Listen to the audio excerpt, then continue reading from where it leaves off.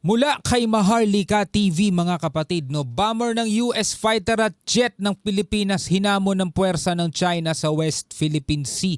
Ito ata yung mga balita nitong nakaraan mga kapatid, pero bigyan natin ng reaction video itong video ni Maharlika TV. No, pwede tayong magbigay ng commentary at samahan ninyo ako mga kapatid, no? At huwag niyo kalimutan mag-subscribe dito kay Maharlika TV, nakalagay po ang link sa ibaba. At kung bago ka pa lamang dito at trip mo yung mga ganitong klaseng reaction video and commentary, huwag mo rin kalimutan mag-subscribe. Click mo na rin ang notification bell para ma-notify ka pag may mga bago tayong reaction video tulad nito. Huwag na natin patagalin pa, panoorin na natin to mga tol.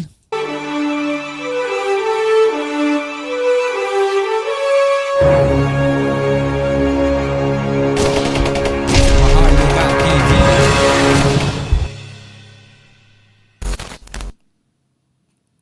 Ito na mga kapatid, China hindi na pigilan ang pagsasanib puwersa ng Air Force ng Amerika at Pilipinas, kung saan hinamon ng mga ito ang paghahari-harian ng mga Chino sa ibabaw ng West Philippine Sea sa pamamagitan ng pagpapalipad ng mga bomber at fighter jet. Pag-uusapan natin mga kapatid ang ginawa na ito ng US at Philippine Air Force at tatalakayin din natin mamaya ang mga estratehikong layunin ng sanib puwersang patrol na ito, ano ang magiging epekto nito sa seguridad ng rehiyon at kung paano maaring makaapekto ang pakikipagtulungan ng US at Pilipinas sa relasyon nila sa China. Bago tayo magpatuloy, para sa mga nais magkaroon ng tuloy-tuloy na update sa ating channel, i-hit nyo lamang po ang all ng ating subscribe button para lagi kayong manonotify sa bawat video na ating ina-upload. Malaking bagay na po yan bilang suporta sa ating channel. Back to the video. Nito lang February 4, 2025, isang military operation ang naganap sa ibabaw ng West Philippine Sea, kung saan sanib puwersang nagsagawa ng air patrol ang Pilipinas at Amerika na talaga namang hindi napigilan ng China. Itong pagpapakita ng ng Amerika at Pilipinas ng sanib puwersa na pagpapatrol is para pasinungalingan din mga kapatid, no? Yung inangak at isinisigaw ng mga pro-China rito sa Pilipinas na pinapahina nila ang kumpiyansa ng mga Pilipino na tutulungan pa rin at susuportahan pa rin tayo ng US, no? Sa ating iginigiit na karapatan dito sa West Philippine Sea. Kasi nga mga kapatid, nung mauupo na si Donald Trump bilang presidente, may mga naglalabasan na hindi na daw tayo susuportahan ng US at iiwan na daw tayo sa ere mga tol. Diba? Naalala ninyo yung mga nagpapakalat nun. Ang naturang air patrol ay kinasangkutan ng pag-deploy ng US Air Force ng B-1 Lancer at FA-50 fighter jets mula naman sa Philippine Air Force. Hindi ito isang pangkaraniwang military drill mga kapatid. Mariin itong pinapakita sa China ang lumalakas na ugnayang depensa ng Amerika at Pilipinas sa isang lugar kung saan napakainit ng tensyon. Ayon sa mga ulat, ang nasabing military operation ay nakasentro sa Scarborough Shoal, ang lugar na pasok sa teritoryo ng Pilipinas, ngunit mariing inaangkin ng China. Matagal nang may security alliance ang Pilipinas at Amerika. Mayroon itong mga kasunduan upang magtulungan laban sa mga banta sa rehiyon. Saka 1951 pa yung Mutual Defense Treaty natin. At ang Joint Air Patrol ang isa sa pinakabagong serye ng kanilang mga pagsasanay militar. Kasangkot sa naturang pagsasanay ang tatlong FA-50 fighter jet mula sa Philippine Air Force, habang ang US ay nagpadala ng dalawang B-1B bomber mula sa kanilang Bomber Task Force na nakabase sa Guam. Layunin ng exercise na mapabuti ang koordinasyon ng dalawang Air Force, mapalakas ang kahandaan sa operasyon at mapabuti ang kanilang air domain awareness. Ngunit ang pagpili ng lugar sa pagsasanay militar na ito, kung saan isinagawa sa ibabaw ng South China Sea lalo na sa pinagtatalo ng Scarborough Shoal, ay nagpapakita sa China ng isang mas matinding mensahe. Parehong layunin ng Pilipinas at Amerika na tiyakin na ang South China Sea ay bukas para sa internasyonal na kalakalan at malaya mula sa agresibong pag-angkin ng mga teritoryo. Ang Pilipinas ay matagal nang tumututol sa mga claim ng China sa rehiyon at ang Joint Air Patrol na ito ay isang oportunidad para ipaglaban ng bansa ang karapatan itong mag-operate sa mga karagatang inaangkin ng China. At ito ay pagpapakita rin sa China mga tol na kung sila hindi nila nirerespeto ang international law at hindi nila nirerespeto ang batas at feeling nila sila ang pinakamalakas mga tol, no, etong mga joint military patrol na to ay pagpapakita na merong mga bansang hindi sumasang-ayon o sumusuporta sa kanila at hinahamon sila mga kapatid kung hanggang saan nila kayang panindigan yan. Diba? Kasi ito nasa katwiran lang naman tayo mga kapatid. Hindi naman natin to inaangkin as self-serving lang mga kapatid. Na ito ay based sa international law, based nga to sa UNCLOS eh. 'Di ba? Itong claim natin mga tol based sa United Nations Convention on the Law of the Sea. 'Di ba? Hindi naman tayo nag-imbento nung 200 nautical miles na 'yan eh. Hindi tayo nag-imbento niyan mga kapatid. Pinangalanan lang natin. Tinawag nating West Philippine Sea para ma-determine natin o ma-distinguish natin kung ano yung inaangkin natin o kiniklaim natin sa part ng South China Sea. 'Di ba? Ang problema mga tol, kahit na meron ng 2016 arbitral ruling, hindi naman siya kinikilala ng China. 'Di ba?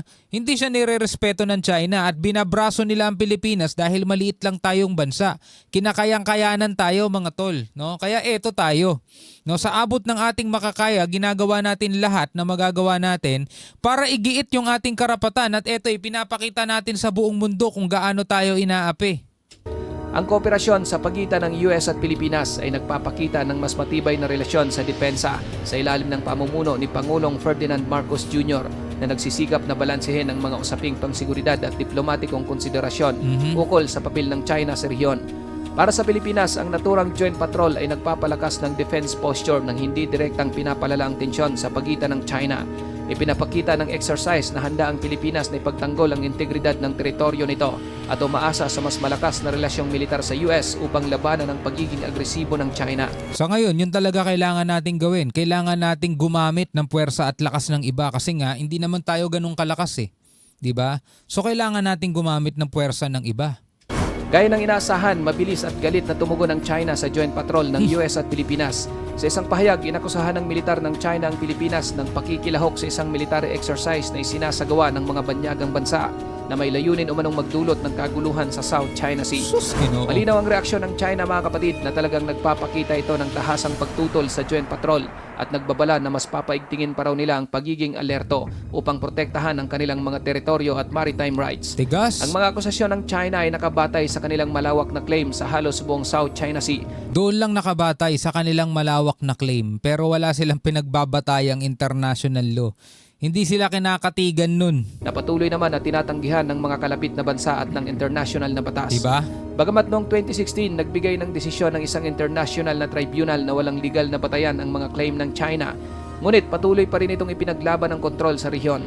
Ang reaksyon ng Beijing sa joint patrol ay nagpapakita ng kanilang determinasyon na mapanatili ang kanilang malawak na territorial claim sa South China Sea sa kabila ng mga pambabatikos.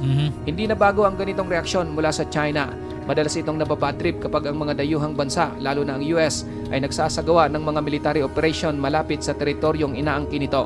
Halimbawa, sa mga nakaraang joint exercise o military flights ng US, madalas nagpapadala ang China ng mga aircraft upang harangin o subaybayan ang mga dayuhang puwersa. Ang Scarborough Shoal ay isang halimbawa ng isang lugar ng matinding tensyon. Sa nakaraang mga taon, nagkaroon dito ng ilang engkwentro sa pagitan ng militar ng China at Pilipinas, kabilang ang mga akusasyon ng panghihimasok ng sasakyang panghimpapawid ng China sa mga patrol ng Pilipinas. Ang reaksyon ng China sa pagkakataong ito ay nagpapakita ng kanilang mas matinding pangamba tungkol sa pagtaas ng presensya ng Amerika sa rehiyon. Ang South China Sea ay hindi lamang estratehikong mahalagang bahagi ng dagat.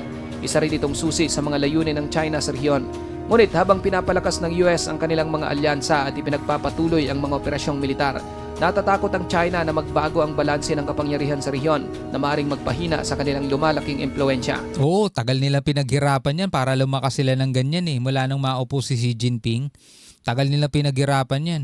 Ang South China Sea ay hindi lamang isang lugar ng tensyon. Ito rin ay isang mahalagang daanan ng kalakalan kung saan higit sa $3 trillion na halaga ng kalakalan ang dumadaan dito bawat taon. Kaya ayaw to makontrol ng Amerika mga kapatid. Ganong kalaki yan. Biruin mo kung makokontrol ng China yan, edi sila na talaga magiging pinakamakapangyarihan. Mayaman din ito sa mga likas na yaman tulad ng isda, langis at natural gas, kaya't mas lalo ritong nagiging interesado ang China. Bukod sa Pilipinas at China, may iba pang mga bansa na nag-aangkin ng bahagi ng South China Sea tulad ng Vietnam, Malaysia at Brunei na nagdudulot ng magulo at pabago-bagong sitwasyon. Ang joint patrol ng US at Pilipinas ay bahagi ng mas malawak na plano upang labanan ng lumalaking presensya ng militar ng China at upang itaguyod ang kalayaan sa paglalayag sa mga international waters. Matagal nang pinaninindigan ng Estados Unidos na dapat manatiling bukas at malaya ang South China Sea mula sa kontrol ng isang bansa. Kaya't paulit-ulit nilang kinundina ang militarisasyon ng China sa mga artificial na isla. Grabe, gumagawa sila ng mga artificial island nila at ginagawa nilang military base. At ang pagtatangka nitong magpatupad ng mga exclusive maritime zones. Ang US Navy ay madalas magsagawa ng tinatawag na Freedom of Navigation Operation sa South China Sea upang ipaglaban na ang mga international waters ay hindi dapat kontrolin ng isang bansa lamang. Ngunit bagamat legal ito at ayon sa international law, madalas itong nagiging sanhi ng galit mula sa China. Ang Joint Air Patrol na isinagawa kasama ang Pilipinas ay isa pang halimbawa ng layunin ng US na palakasin ang kanilang presensyang militar sa Indo-Pacific at tiyakin sa mga kaalyado nito na hindi sila nag-iisa sa pagharap sa mga pambubuli ng China. Ngayon mga kapatid, dahil Pero syempre ayaw pa rin nating umabot mga tol doon sa punto na kailangan na talaga nating i-invoke yung Mutual Defense Treaty natin. Kasi alam nyo naman mga kapatid kung bakit natin i-invoke yung Mutual Defense Treaty natin. Nangangahulugan nyo na talagang bakbakan na, bombahan na mga tol, which is hindi natin gusto. Kung sakasakali mang darating tayo sa puntong ganun, sana yung talagang tipong last card na natin, huling barahan na natin mga kapatid. It's either do or die na lang, parang ganun. naman sa No choice na kumbaga. patuloy na presensya ng mga puwersang Amerika sa rehiyon, mas lalo ring tumaas ang mga tensyon at madalas nagkakaroon ng mga engkwentro sa pagitan ng China at Amerika, pati na rin ang mga kaalyadong puwersa. Ang lumalaking tensyon na ito ay isang bahagi ng mas malawak na kompetisyon sa pagitan ng US at China para sa kontrol at impluensya sa Indo-Pacific, isang rehiyon na nagiging mas mahalaga sa mga pandaigdigang estratehikong desisyon. Ang lumalaking ugnayan ng militar ng US at Pilipinas, pati na rin ang pagpapatuloy ng militarisasyon ng China sa South China Sea ay bahagi ng mas malawak na kompetisyon sa pagitan ng US at China. Habang ang dalawang bansa ay naglalaban para sa isang regional influence, ang South China Sea naman ang naging sentro ng kanilang tunggalian. Nakikita ng US ang mga hakbang ng China sa rehiyon bilang isang banta sa pandaigdigang kaayusan at isang hamon sa kanilang dominant role sa Indo-Pacific. Wala, tigas kasi na mukha talaga nitong China eh. Para naman Gahaman sa China, ang South China Sea ay isang mahalagang bahagi ng kanilang estratehiya sa rehiyon. Mahalaga ito dahil nagkaroon sila ng akses sa mga kritikal na ruta ng kalakalan at mga likas na yaman, pati na rin ang pagiging malapit sa kanilang sariling baybayin.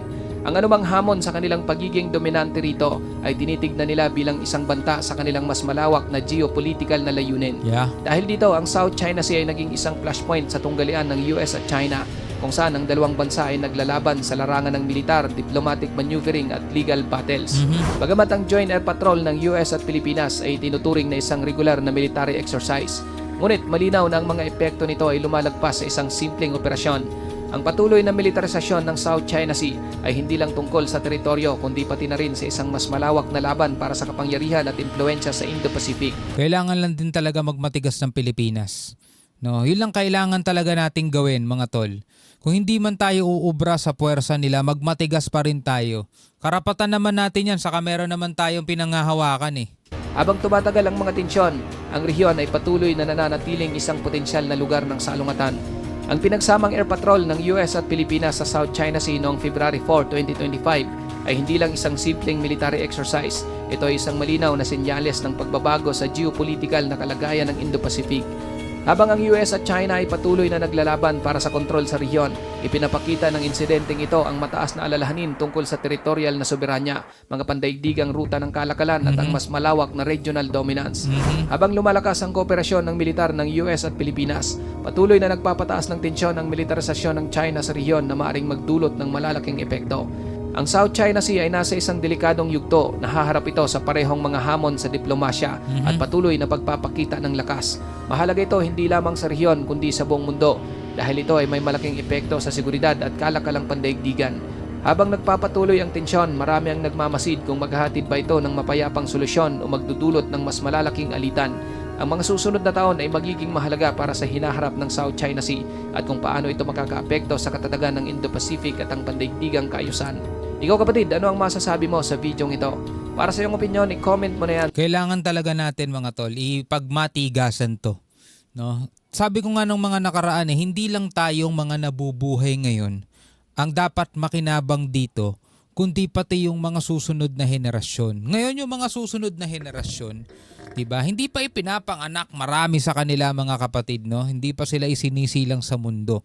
Ngayon, nasa sa ating mga kamay kung meron pa ba silang aabutan o ngayon pa lamang isusuko na natin yan. Diba?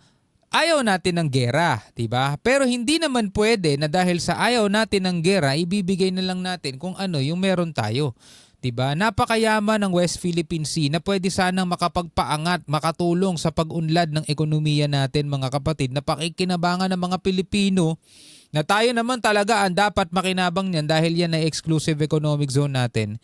Hindi lang tayo kundi pati ng mga anak natin mga tol, apo ng mga apo natin pagdating ng araw kung Namamalagi pa bang nag-e-exist ang mundo at hindi pa dumarating ang araw ng paghuhukom? Ikaw bilang isang Pilipino, ano ang masasabi mo dyan? Comment ka na lamang sa ibaba. Hanggang sa muli, ako nga pala si Showal D. Peace out.